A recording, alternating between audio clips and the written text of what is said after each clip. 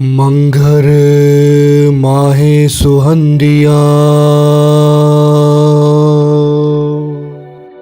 हर पिर संग बैठड़िया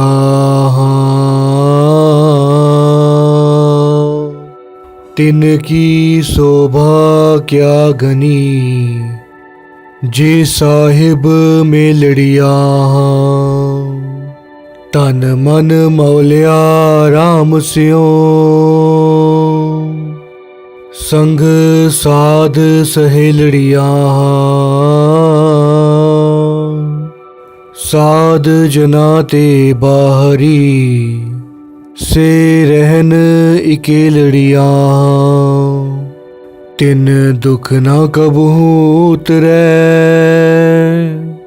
से जम के वस पड़िया जिनी राव्या प्रभ आपना से दिसन नित खड़िया रतन जवे हर लाल हर कंठ तिना जड़िया नानक बांछे तूड़ तिन प्रभ सरनी दर पड़िया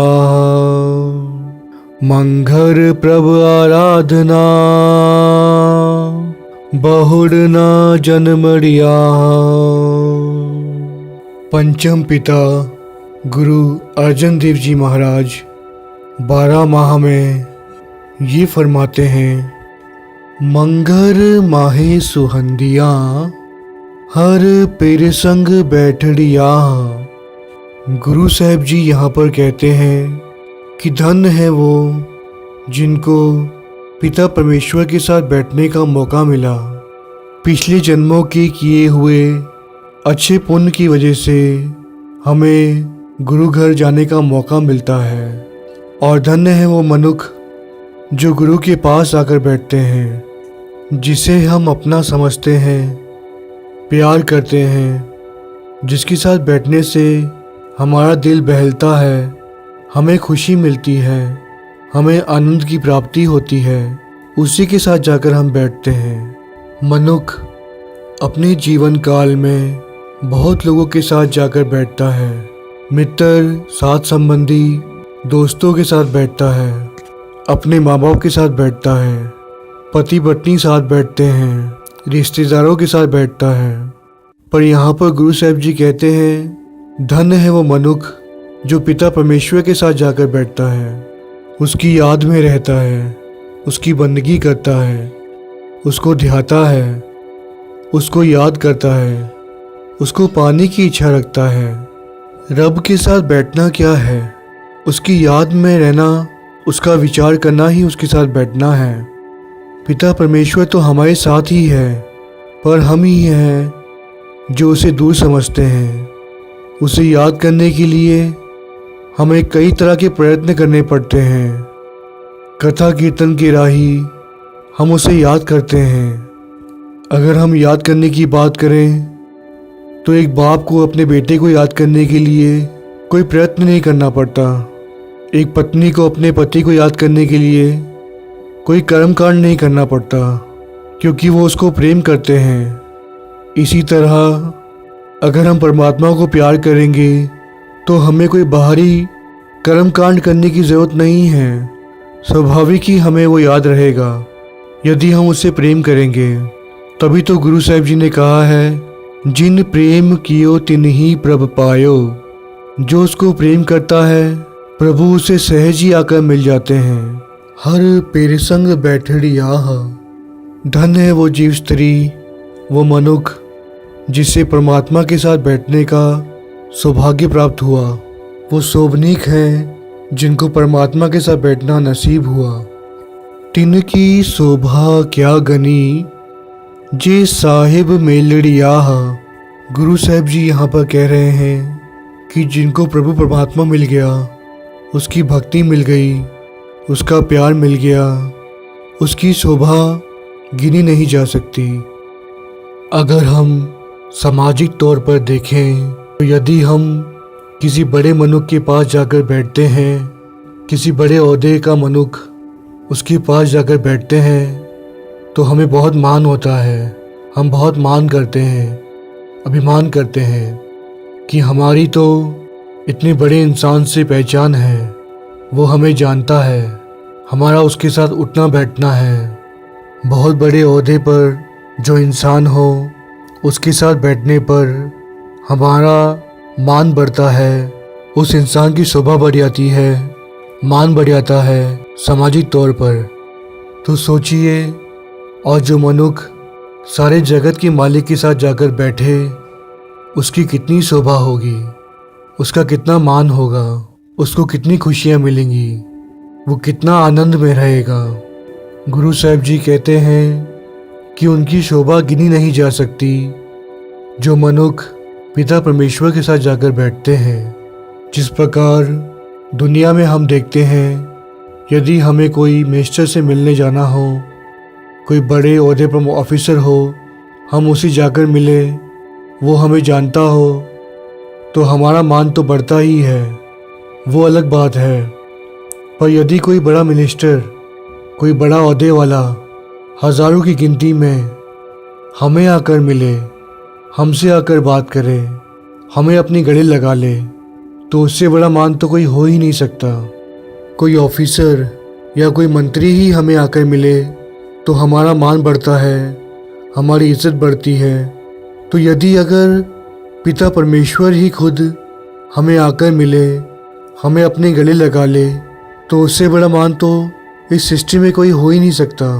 कोई इस प्रकार की भक्ति कर ले, इस प्रकार की सेवा कर ले कि पिता परमेश्वर खुद उससे आकर मिले, जबकि दुनिया में कई और मनुष्य हैं जो कि दुनिया में विचर रहे हैं।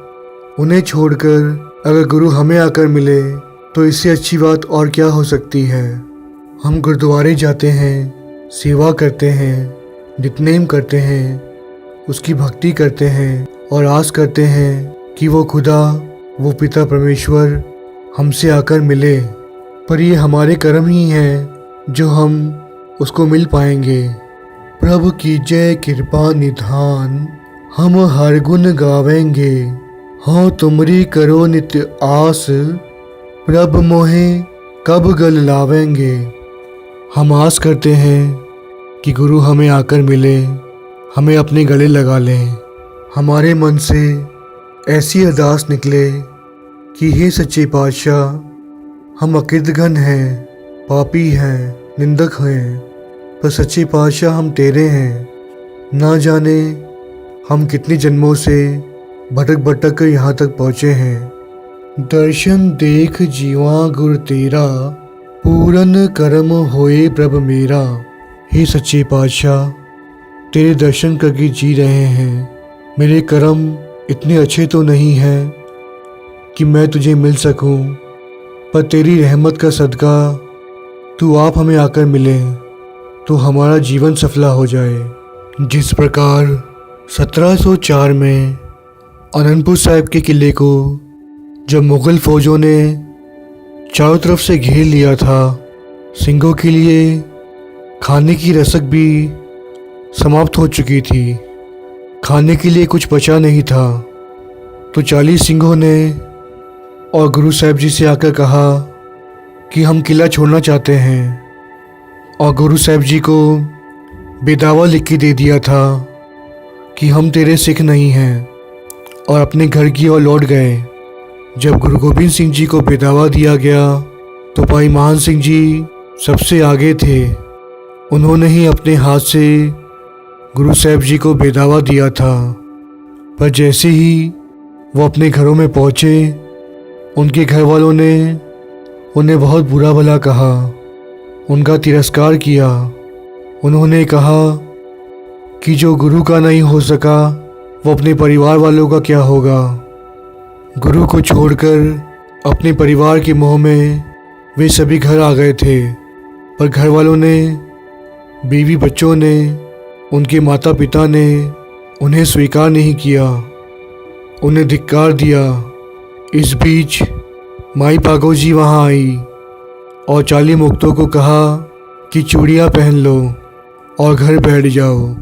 माई पागो ने आसपास के गांव की सभी सिखनियों को एकत्रित किया और अपनी ही फौज तैयार कर ली और मुगलों के साथ जंग करने के लिए तैयार हो गए। माई भागवत जी की हिम्मत देखकर, हौसला देखकर और गुरु के प्रति प्यार देखकर चाली मुक्ते शर्मिंदा हुए। उन्होंने माई भागवत जी से माफ़ी मांगी और उनके साथ मिलकर गुरु साहिब जी के पास वापस लौट गए और मुग़लों के खिलाफ़ कड़ी जंग की और फतेह प्राप्त की। पर इस बीच तकरीबन सारे ही सिख चाली मुक्ते शहीद हो गए थे। भाई महान सिंह जी भी आखिरी सांसें गिन रहे थे। उनके शरीर पर बहुत सारे वार थे, शरीर छल्ली छल्ली हो गया था, पर वे गुरु साहिब जी को याद कर रहे थे कि सच्चे पातशाह आए और उनकी भुल्ला बख्शें, उन्हें माफ़ करें। गुरु गोबिंद सिंह जी जंग के दौरान वहाँ पहुँचे और महान सिंह जी का सर उठाकर अपनी गोद में रख लिया। महान सिंह जी के हाथ जुड़ गए, उन्होंने माफ़ी मांगी। गुरु साहिब जी ने वो बेदावा अपनी जेब में संभाल कर रखा था ताकि वो अपने सिख को तार सकें, माफ़ कर सकें। गुरु साहिब जी ने बेदावा जेब से निकाला और महान सिंह जी को माफ़ करके उस बेदावे को फाड़ दिया और महान सिंह जी को अपने गले लगा लिया। हम गलती तो करते हैं, भले ही हमारे कर्म माड़े हों, पर गुरु साहिब जी अगर हमें बख्श दें, हमें आप आकर मिलें, हमें अपने गले लगा लें, तो ही हम तर सकते हैं। तिनकी शोभा क्या गनी जे साहिब मेलड़िया हाँ। उनकी शोभा गिनी नहीं जा सकती जिससे साहिब आप आकर मिलें और अपने गले लगा लें। पंचम पिता गुरु अर्जन देव जी आगे फरमाते हैं, तन मन मौलिया राम स्यों संग साध सहेलड़िया हाँ। सच्चे पातशाह जी कहते हैं, मन जो है उसके नाम के आधार में मौलिया गया है, तन जो है उसकी सेवा में मौलिया गया है। उस पिता परमेश्वर की सेवा करके, भक्ति करके मन और तन दोनों आरोग हो गए हैं, दोनों आनंद में हैं। जीव रूपी स्त्री का तन और मन दोनों खेड़े में आ जाता है, प्रेम में आ जाता है, आनंद में आ जाता है। साध संगत में बैठकर मन तन मौलिया राम स्यों संग साध सहेलड़ियाँ। साध संगत में सहेलियों के साथ, जीव रूपी स्त्रियों के साथ मन खेड़े में आ जाता है, आनंद में आ जाता है। आगे गुरु साहिब जी फरमाते हैं, साध जनाते बाहरी से रहन इकेलिड़िया। यहाँ पर गुरु साहिब जी कहते हैं कि जो जीव रूपी स्त्री, जो मनुष्य साध संगत से दूर हो गए, पिता परमेश्वर से दूर हो गए, वो हमेशा के लिए अकेले हो जाते हैं। और जो जीव रूपी स्त्री अकेली रह गई है, उसको मिलाप नहीं हो सकता, उसका तो विछोड़ा हो गया है। वो अकेले रह जाएंगे जो प्रभु को नहीं प्राप्त करेंगे। जो प्रभु से दूर हो जाएंगे उसे फिर दुख ही दुख है, जीवन मरण का दुख, सदैव विछोड़े का दुख। आगे गुरु साहिब जी कहते हैं, तिन दुख न कबहू उतरै से जम के वस पड़िया। जो मनुष्य प्रभु से दूर हो गया उसे तो फिर दुखों ने घेरना ही है और मरने के बाद जमदूत ने ही लेने आना है। जब तक हम प्रभु के साथ नहीं जुड़ेंगे, उसकी भक्ति नहीं करेंगे, सदैव काल का दुख हमारे साथ रहेगा। जहाँ गुरु नहीं है वहाँ आनंद नहीं है, वहाँ तो सिर्फ दुख ही दुख है। अपने कर्म की गत मैं क्या जानूं, मैं क्या जानूं बाबा रे। मनुष्यों को उसके कर्मों के अनुसार दुख और सुख मिलता है। जैसे ही इंसान गुरु के साथ जुड़ता है, उसके बुरे कर्म नष्ट होने लगते हैं, सूली से कांटा बन जाता है। जो बड़ा दुख आने वाला था वो छोटा हो जाता है।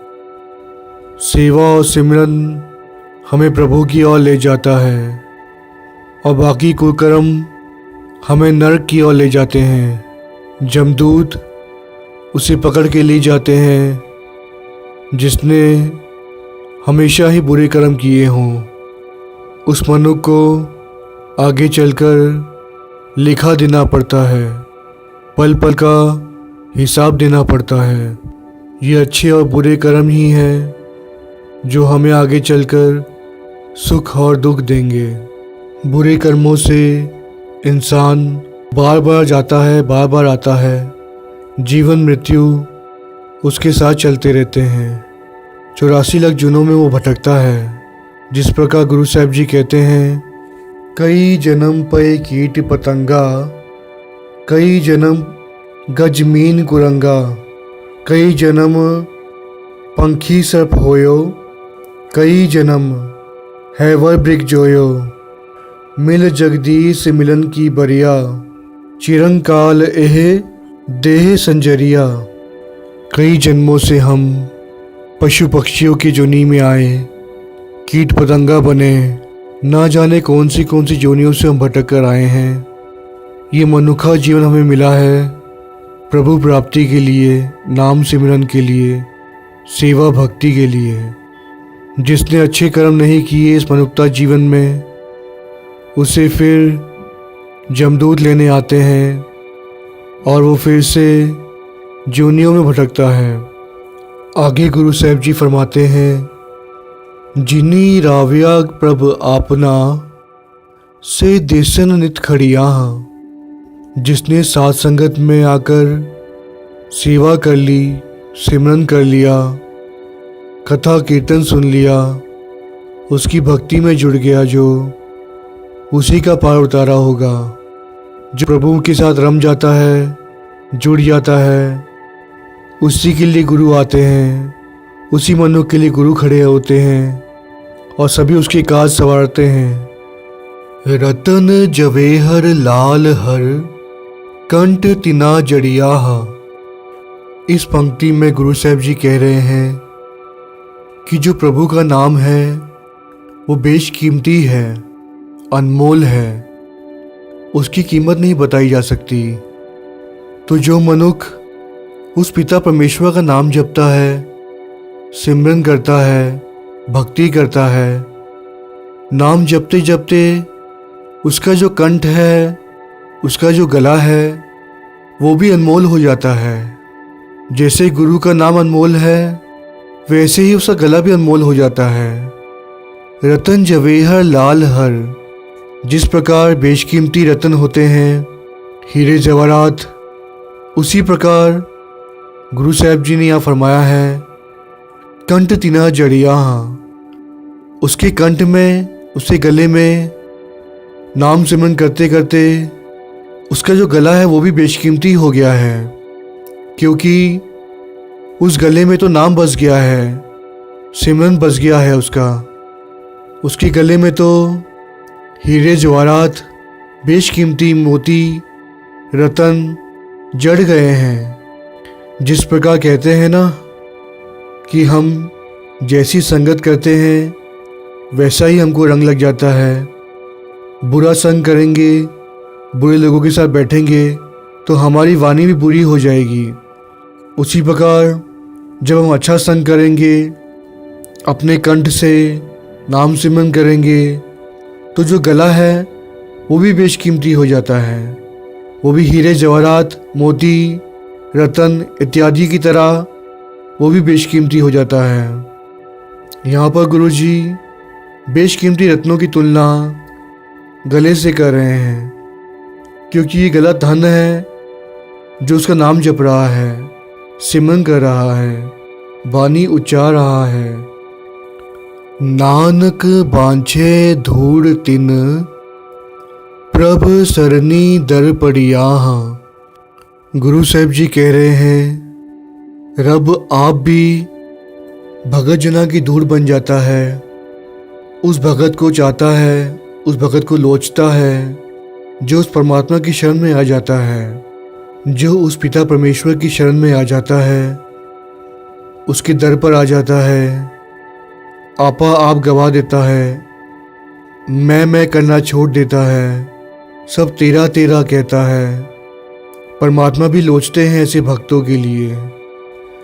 जो शरण आवे तिस कंठ लावे, एह बिरद स्वामी संदा, बिनवंत नानक हर कंत मिलिया, सदा कैल करंदा। जो उस पिता परमेश्वर की शरण में आ जाता है, उसे परमात्मा अपनी शरण ले लेता है। धन्य है वो भगत जो अपने परमेश्वर से प्यार करते हैं, उसे लोचते हैं, उसकी चाहना रखते हैं, उसकी शरण में जाते हैं। वे खुद तो तरते ही हैं, संसार को भी तार देते हैं। आखिर में पंचम पिता गुरु अर्जन देव जी ये फरमाते हैं, मंगर प्रभ आराधना बहुड़ ना जन्मड़ियाह। यहाँ पर गुरु साहब जी कहते हैं कि जो मनुष्य मंगल के महीने में प्रभु के नाम को ध्याता है, नाम जपता है, बानी पढ़ता है, सेवा करता है, गुरु घर आता है, उसका जीवन मरण कट जाता है, उसकी 84 कट जाती है, उसको फिर बार बार आना और जाना नहीं पड़ता। वो सदैव काल के लिए उस पिता परमेश्वर से मिल जाता है। तुखारी राग में गुरु नानक देव जी भी मंगल के बारे में गुरु ग्रंथ साहिब जी में अंग 787 में ये फरमाते हैं, मंगर माहो पला हर गुण अंक समावे, गुणवंती गुण रवै, मैं पिर नेचल पावे, नेचल चतुर सुजान, विधाता चंचल जगत सबाया, ज्ञान त्यान गुण अंक समाने, प्रभ पाने ता पाया, गीत नाद कवित रवे, सुन राम नाम दुख पागे, नानक साधन नाहे प्यारी, अब भगति पिर आगे। गुरु नानक देव जी तुखारी राग में मंगल महीने का उपदेश देते हुए कहते हैं कि मंगल का महीना उस मनुष्य के लिए बहुत ही सौभाग्य भरा है जो उसकी शरण में आते हैं, जो ऐसे गुण धारण करते हैं जिससे परमात्मा का मिलाप हो जाए। जो मनुष्य भक्ति करते हैं, सिमरन करते हैं, सेवा करते हैं, प्रभु पिता को ध्याते हैं, इस महीने में उनका पार उतारा हो जाता है। मनुष्य के अच्छे गुण ही हैं जो उसे पिता परमेश्वर से मिलाते हैं।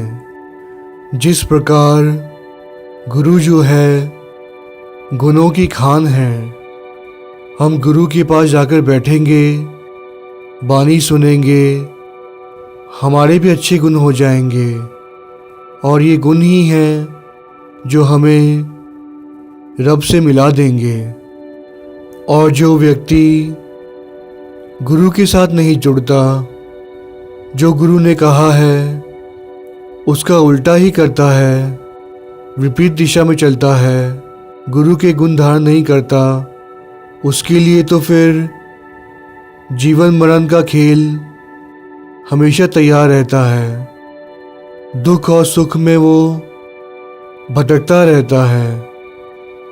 ना जाने हम कितने चोले बदल कर आए, कितनी बार इस सृष्टि में आए, पर गुरु ने हम पर बख्शीश करके ये मनुष्य जीवन बख्शा है जिसमें हम अच्छे गुण धारण करके, उसका नाम ध्याकर, उसकी सेवा करके हम परमात्मा को मिल सकते हैं। क्योंकि यही एक जूनी है जिसमें हम नाम जप सकते हैं, गुरु घर जा सकते हैं, सेवा कर सकते हैं, सिमरन कर सकते हैं, कीर्तन सुन सकते हैं। पई परापत मानुक देहोरिया, गोविंद मिलन की एह तेरी बरिया। यही मौका दिया है गुरु ने हमें, जिसमें हम उस पिता परमेश्वर को मिल सकते हैं। यदि हमसे ये मौका चूक गया तो ना जाने हमें फिर कब मौका मिले। मंगल के महीने में जो उसकी शरण ले लेगा, ओट ले लेगा, वही तर जाएगा। गुरु नानक देव जी कहते हैं, जो उसकी बानी सुनेगा, सिमरन में जुड़ेगा, उसके दुख कटे जाएंगे। आखिर में गुरु नानक देव जी कहते हैं कि जो उसकी भक्ति करेगा, उसे ध्याएगा, उसी को गुरु आगे मिलेंगे, उसी का ये महीना सफल होगा, उसी का जीवन सफल होगा। वैसे तो गुरु तेग बहादुर साहब जी की सारी ही बानी बहुत ही वैरागमय है। गुरु साहब जी ने अपनी बानी में यही जिक्र किया है कि मौत तो आनी है, इससे कोई छूटा नहीं। जो व्यक्ति मौत को याद रखेगा कि उसे इस संसार से एक दिन जाना है और उस पिता परमेश्वर को ध्याएगा, वही तरेगा। जिस प्रकार अपनी बानी में गुरु तेग बहादुर साहब जी फरमाते हैं, गुण गोबिंद गायो नहीं, जन्म अकारथ कीन, कहो नानक हर पज मना, जह बिद जल को मीन। जिसने उस पिता परमेश्वर का नाम ध्याया नहीं, उसने अपना जन्म गंवा दिया। गुरु साहब जी कहते हैं कि ऐसे नाम जपो, ऐसे उस पिता परमेश्वर को मिलने की चाह रखो, जिस प्रकार मछली जल के साथ प्यार रखती है। जल में ही उसका जीवन है। अगर जल ना हो तो मछली तड़प तड़प कर मर जाएगी। गुरु साहब जी यही कह रहे हैं कि हे मनुष्य, तू अपना जीवन भी मछली की तरह बना दे। तू भी गुरु का हो जा, गुरु को अपना बना ले, तो तेरा ये मंगल का महीना चढ़ती कला में बीतेगा और पूरा जीवन भी गुरु की कृपा से बीतेगा और जीवन सुहावना हो जाएगा, आवागमन मिट जाएगा। गुरु के आगे अरदास है कि मंगल के महीने में हमें गुरु साहिब सुमत बख्शें, अपने साथ जोड़ लें, हम पर कृपा करें कि हम अच्छे गुण धारण कर सकें, नाम सिमरन के साथ जुड़ सकें, सेवा कर सकें। कथा करते हुए आप जी के दास से बहुत सारी पुल्ला हो गई हैं। अपना अनजान दास जान के माफ़ करें। साध संगत बख्शन योग हो, पुल्ला बख्शो। वाहिगुरु जी का खालसा, वाहिगुरु जी की फतेह।